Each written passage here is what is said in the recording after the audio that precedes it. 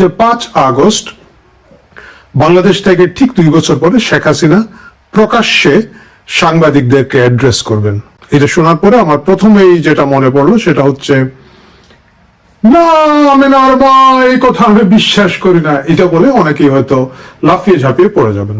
আমরা একটু দেখি যে ইন্ডিয়া টুডে কি খবরটা দিয়েছে। ইন্ডিয়া টুডে বলছে, former Bangladesh prime minister Sheikh Hasina is said to make her first open appearance before the media in India nearly 2 years after her government was ousted and mass student-led protests in Bangladesh. Bangladesh থেকে ছাত্র আন্দোলনের মাধ্যমে ক্ষমতাচ্যুতি ঠিক 2 বছর পরে Sheikh Hasina first open appearance before the media in India, ভারতের মিডিয়াগুলোর কাছে open appearance মানে প্রকাশ্যে আসছেন। আমরা দেখলাম যে এটা কে আয়োজন করছে, জিনিসটা আয়োজন করছে foreign correspondents club of south Asia, FCC south Asia, বা দক্ষিণ এশিয়ার যাতে কূটনৈতিক রিপোর্টারদের যে ক্লাবটা আছে তারা দিল্লিতে এটা আয়োজন করছে। এবং where Sheikh Hasina is expected to speak about her future plans and her proposed return to Bangladesh, যেখানে আশা করা হচ্ছে যে শেখ হাসিনা তার ভবিষ্যৎ কর্ম পরিকল্পনা উপস্থাপন করবেন এবং তার বাংলাদেশে ফিরত আসার ব্যাপারে আলাপ করবেন। এই যখন অবস্থা, আমরা দেখলাম যে এই প্রোগ্রামটা শুধুমাত্র যে শেখ হাসিনা থাকবেন তা না, এর মধ্যে আশা করা যাচ্ছে কিনোট স্পিকার হিসাবে থাকবেন সজীব ওয়াজেদ জয় শেখ হাসিনা পুত্র। এর বাইরে থাকবেন মহবুবুল হাসান চৌধুরী নওফেল। আমরা জানি যে সাবেক শিক্ষামন্ত্রী, বাংলাদেশের তরুণ আওয়ামী লীগ নেতাদের মধ্যে সবচেয়ে সম্ভাবনাময় যাদেরকে বিবেচনা করে তার মধ্যে একজন, তিনিও ভারতে আছেন এই মুহূর্তে। এবং ইঞ্জিনিয়ার মোহাম্মদ আলী সিদ্দিকী, তিনি হচ্ছেন general secretary Bangladesh Human Rights watch. এর বাইরে আরো উপস্থিত থাকছেন খুব ইন্টারেস্টিং ক্রিকেটার সাকিব আল হাসান, বিশ্বের অলরাউন্ডার ক্রিকেটার হিসেবে যিনি দীর্ঘদিন শীর্ষস্থানে ছিলেন, 1 নম্বর অলরাউন্ডার হিসেবে পরিচিত, এবং আওয়ামী লীগের সাবেক এমপি সাকিব আল হাসান এখানের মধ্যে আশা করা যাচ্ছে যে কথা বলবেন। আমিনুল হক পলাশ থাকছেন, আপনারা অনেকে আমিনুল হক পলাশকে চিনেন, সাবেক গোয়েন্দা কর্মকর্তা এবং কূটনীতিবিদ, যিনি 5 আগস্টের পরবর্তীতে এই মুহূর্তে লন্ডনে আছেন এবং ডক্টর ইউনূসের অনেক নথিপত্র নিয়ে তিনি একটা গুরুত্বপূর্ণ বই লিখেছেন, কবি সরব, তিনি সোশ্যাল মিডিয়ায় তিনি থাকবেন। Abu Obaida Arin, writer, political analyst, এবং থাকবেন advocate Shah Mohammad Bakhtiar, director Bangladesh Human Rights Watch USA. তারা সকলেই থাকবেন এবং এই জিনিসটা হবে ভারতীয় টাইম সন্ধ্যা 6টা থেকে 7:30 পর্যন্ত, Sir Mark Tully auditorium, AB 19, New Delhi 110001। এর বাইরেও এটা এই ক্লাবের এফসিসি সাউথ এশিয়ার এক্স হ্যান্ডেল, ফেসবুক, ইউটিউব এবং ওয়েবসাইটেও লাইভ পাওয়া যাবে। You are cordially invited. এবং আমন্ত্রণ পত্রে লেখা আছে যে রেজিস্ট্রেশন ইজ ম্যান্ডেটরি, বাধ্যতামূলকভাবে রেজিস্ট্রেশন করতে হবে। এটা খুব সম্ভবত একটা ভার্চুয়াল অনুষ্ঠান হতে যাচ্ছে, সেখানে হয়তো শেখ হাসিনা শারীরিকভাবে উপস্থিত হবেন না, কিন্তু যেভাবে বলা হচ্ছে তিনি প্রকাশ্যে আসবেন, ধারণা করা যেতে পারে যে তাকে হয়তো ভিডিওতে দেখা যাবে। গত 2 বছর ধরে তার কণ্ঠস্বর আমরা প্রায় শুনে থাকি, তিনি ফেসবুকের মাধ্যমে কথা বলে থাকেন, বিভিন্ন তার কর্মী সমর্থক বিভিন্ন দেশে আছেন যারা তাদেরকে বক্তৃতা দিয়ে থাকেন, ভাষণ দিয়ে থাকেন এবং সেই ভাষণগুলো অনলাইনে পাওয়া যায়।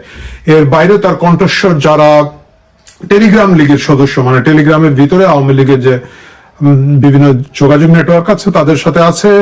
এবং শেখ হাসিনা মাঝখানে দাবি করেছেন যে 300 আসনের অধিকাংশ সংসদীয় আসনের নেতাকর্মীদের সাথে তিনি সরাসরি টেলিফোনে কথা বলেছেন। এই ব্যাপক সংখ্যক কথাবার্তা শেখ হাসিনা শোনা গেল, তার কণ্ঠস্বর প্রায় প্রতিদিনই বা প্রতি সপ্তাহে শোনা গেলেও তাকে প্রকাশ্যে কেউ দেখেনি। সম্প্রতি দিল্লিতে একটা গুরুত্বপূর্ণ বৈঠক হয়েছে যেখানে আওয়ামী লীগের বিভিন্ন শ্রেণীর নেতাকর্মীরা উপস্থিত ছিলেন বলে আমরা জেনেছি এবং তাদের কেউ কেউ বলেছেন তারা আপাকে সরাসরি দেখেছেন। যদিও সেখানে রাজনীতি নিয়ে কি কথা হচ্ছে সেগুলা খুব একটা শোনা যায় না, যারাই বলেছেন এরা আপা কত ভালো, আপাকে দেখে কান্নায় এসেছে, আপাকে দেখে ইত্যাদি ইত্যাদি ইত্যাদির মধ্যেই ছিলেন অবভিয়াসলি। বাট এই প্রথম ফর্মালি শেখ হাসিনা 5 আগস্টকে কেন্দ্র করে ঠিক 2 বছর পরে সাংবাদিকদেরকে অ্যাড্রেস করবেন, একটা সংবাদ সম্মেলনের মতো হচ্ছে। এবং যেখানে যেহেতু এই অর্গানাইজেশনটা যে foreign correspondents club of south Asia, দক্ষিণ এশিয়ার সকল কূটনৈতিক রিপোর্টারদের একটা ক্লাব, ধারণা করা হচ্ছে বিশ্বের প্রায় সকল গুরুত্বপূর্ণ মিডিয়া প্রতিনিধিরা এখানে উপস্থিত থাকবেন এবং তারা এটাকে কভার করবেন। মনের খুব কষ্ট অনেকেরই হবে, কারণ হচ্ছে 5 আগস্ট যেভাবে বাংলাদেশে একটা উত্তেজনাপূর্ণ 5 আগস্ট বলা যাবে না, 36 জুলাই বাংলাদেশে যেরকম উত্তেজনাপূর্ণ হবে, যেরকম উৎসব মুখর বলুন বা আয়োজন এবং আড়ম্বরপূর্ণ হবে বলে আশা করে গিয়েছিল, সেটা হচ্ছে না। আমি দেখলাম যে 5 আগস্টের যে জুলাই যোদ্ধারা তারা বিভিন্ন জায়গায় একে অপরের সাথে কামড়াকামড়ি করছেন, এবং যে মাস্টারমাইন্ড সংগঠন তারা কামড়াকামড়ি করছেন না, তারা কার পাছা যাচ্ছে, কার টেবিলে, কার বিছানায়, কার হোটেলে, এবং আল বটর বাহিনী এখন আল বটম বাহিনী হিসাবে পরিচিত হয়ে যাচ্ছেন।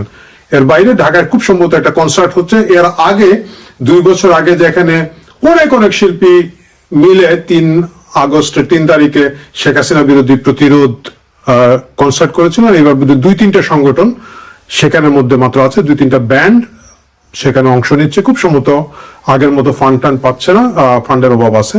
সে যাই হোক, 5 আগস্টকে ঘিরে বাংলাদেশের ভেতরে যে পরিমাণ উত্তেজনা হওয়া উচিত ছিল, যে পরিমাণ সেলিব্রেশন হওয়ার কথা ছিল, এটা গত কিছুদিন ধরে আমার কাছে মনে হচ্ছে যে সেই পরিমাণ না। জুলাই মাসটা চলে গেল এবং সেই জুলাই খুব একটা আলোচিত বা খুব একটা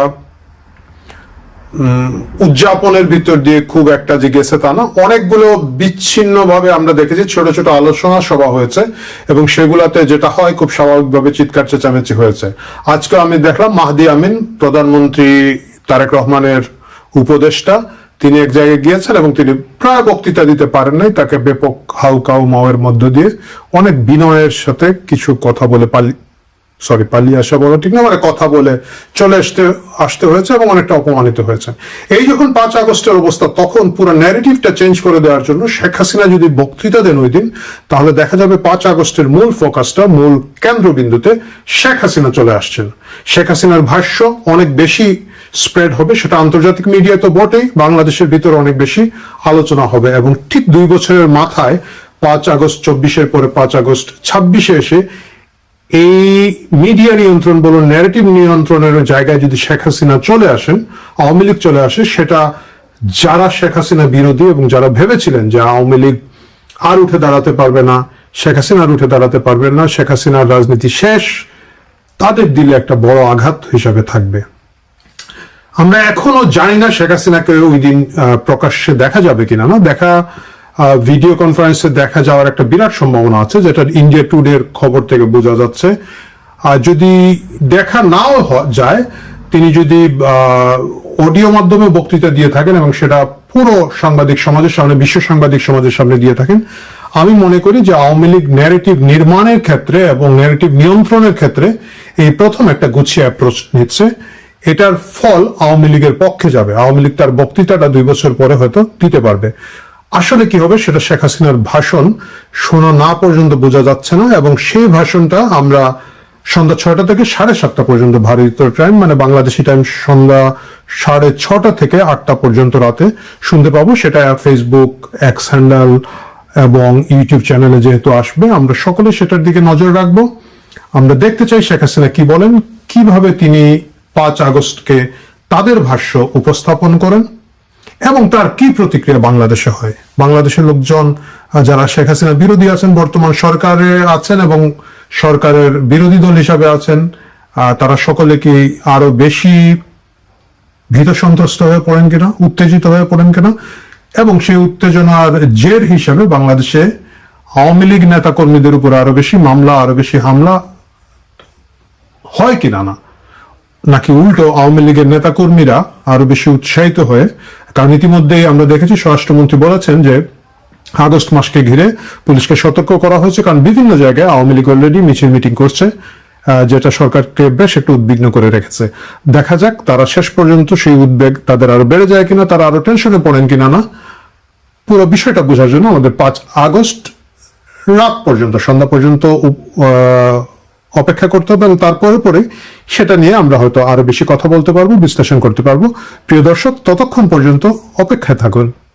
বঙ্গবন্ধু কন্যা জননেত্রী শেখ হাসিনা আগামী 5 আগস্ট দিল্লিতে ফরেন করেসপন্ডেন্স ক্লাব নামে একটা সাংবাদিকদের প্রোগ্রামে লাইভ আসবেন।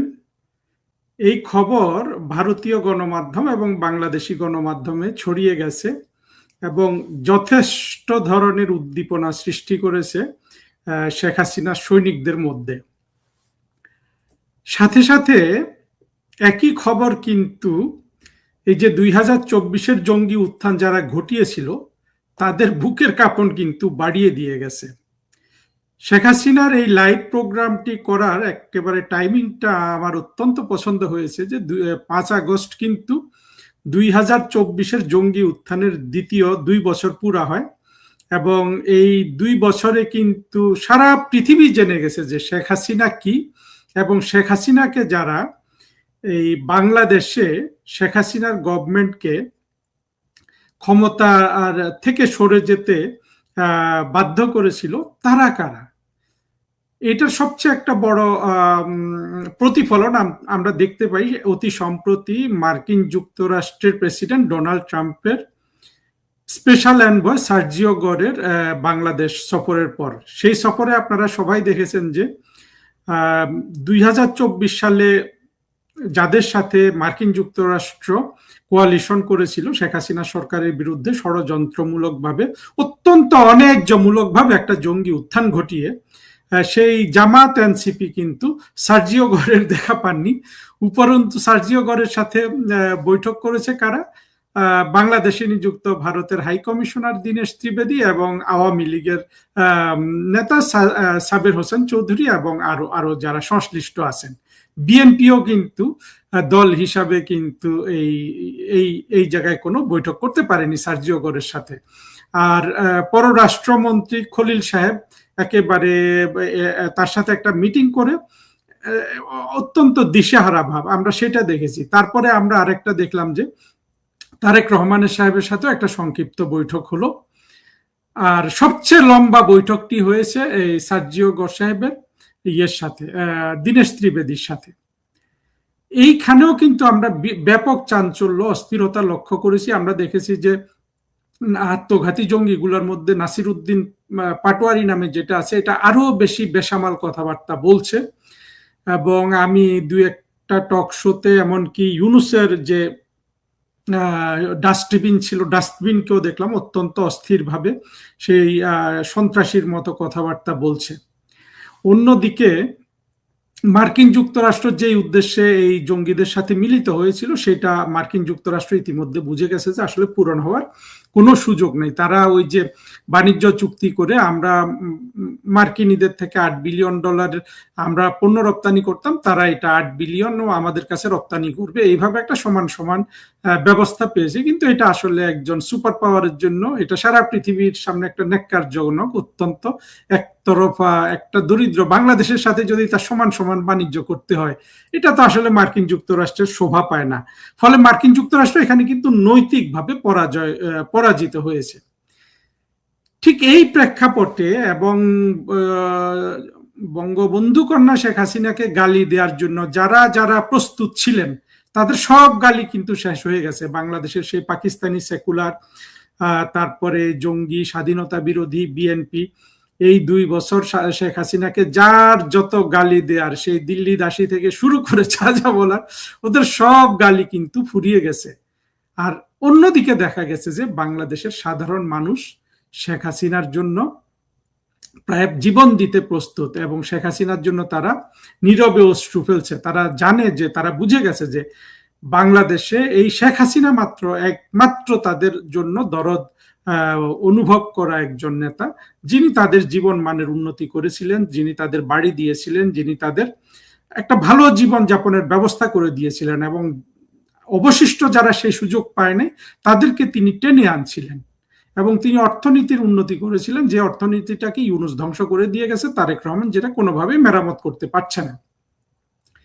এই পরিপ্রেক্ষিতে আগামী 5ই আগস্ট জননেত্রী শেখ হাসিনার যে লাইভ প্রোগ্রাম ঘোষিত হয়েছে, এইটা আসলে আমাদের মতো কোটি কোটি শেখ হাসিনার সৈনিকদের কিন্তু অনুপ্রাণিত করেছে। ইতিমধ্যে আরেকটা ব্যানারে আমরা দেখেছি যে এই লাইভে সজীব ওয়াজেদ জয়, মহিবুল হাসান চৌধুরী নওফেল, সাকিব আল হাসান, আমিনুল ইসলাম পলাশ সহ আরো কয়েকজন, তারা এখানে বক্তৃতা করবেন এবং জননেত্রী শেখ হাসিনা বক্তৃতা করবেন।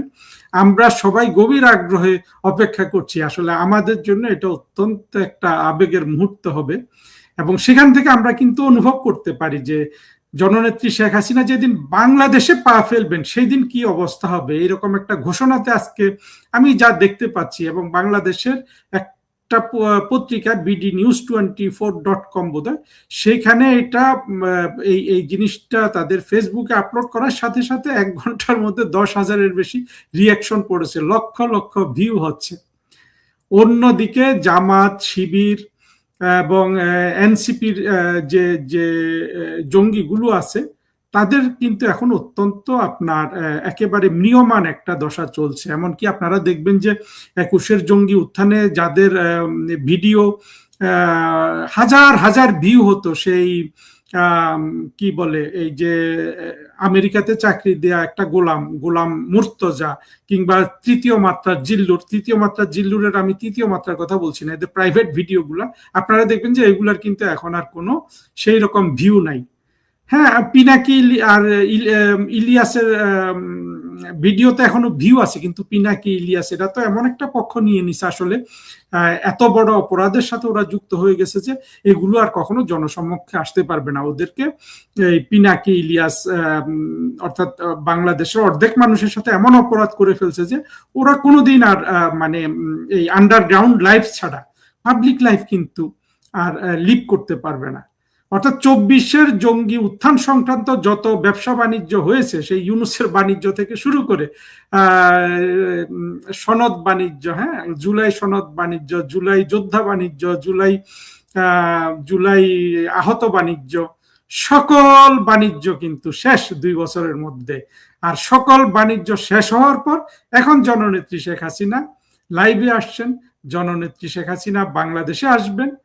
চিন্তা করে দেখুন, আমি যে পরিমাণ উৎফুল্ল বোধ করছি, আমি জানি যে লক্ষ কোটি মানুষ তার চেয়ে বেশি উৎফুল্ল বোধ করছেন। এবং যেদিন জননেত্রী শেখ হাসিনা বাংলাদেশে আসবেন সেদিন কি অবস্থা হবে সেটা কিন্তু এখান থেকে খুব সহজেই আমাদের কাছে অনুমেয়।